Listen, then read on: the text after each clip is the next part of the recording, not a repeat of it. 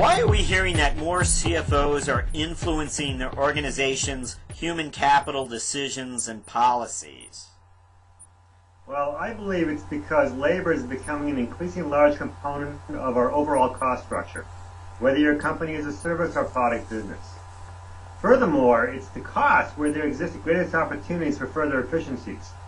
Well-run companies often find that they have rung out all their efficiencies and savings from material and overhead elements of their cost structure, and that further significant gains are really going to come from the labor side. To give you a prime example, my last company was an industrial tire manufacturer. Labor comprised about 20% or so of our tire's total cost. Material costs are largely beyond our control, outside of our hedging activities, and gross margins are around 20 to 25%. So a 5 to 7 percentage point reduction in labor as a percent of the total cost can improve our gross margins by around 20 to 25%. So it's critical, I know it's critical for us, to develop objective measures of how people are performing, both in absolute terms and across business units or service lines. Why have so many of our members begun to ask to have this type of discussion? Why has human capital suddenly become a central focus?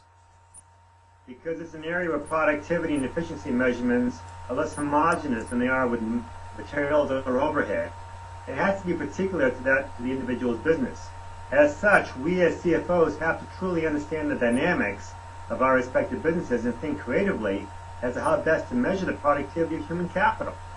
It's not an easy exercise and requires a great deal of thought and creativity. It's critical to talk with other financial executives and understand how they have addressed similar issues. So in essence, you're gaining wisdom from the experience of others, and that's the beauty of discussing this subject with other CFOs. Finance has introduced many performance measures over the years. When it comes to human capital, what are the types of measures that are most needed now?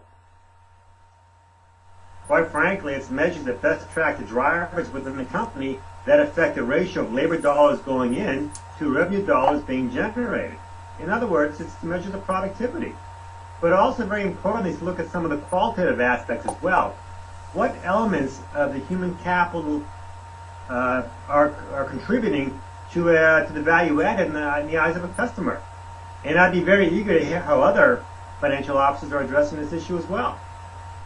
Finance has introduced many performance measures over the years, but when it comes to human capital, what are the types of measures that are most needed today? Measures that best track the drivers within the company that affect the ratio of labor dollars going in to revenue dollars being generated.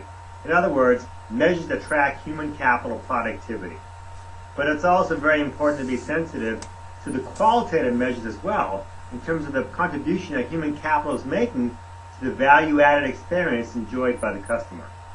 But you know, it really varies from one company to another. I'd be very interested in hearing what other executives have to say about this.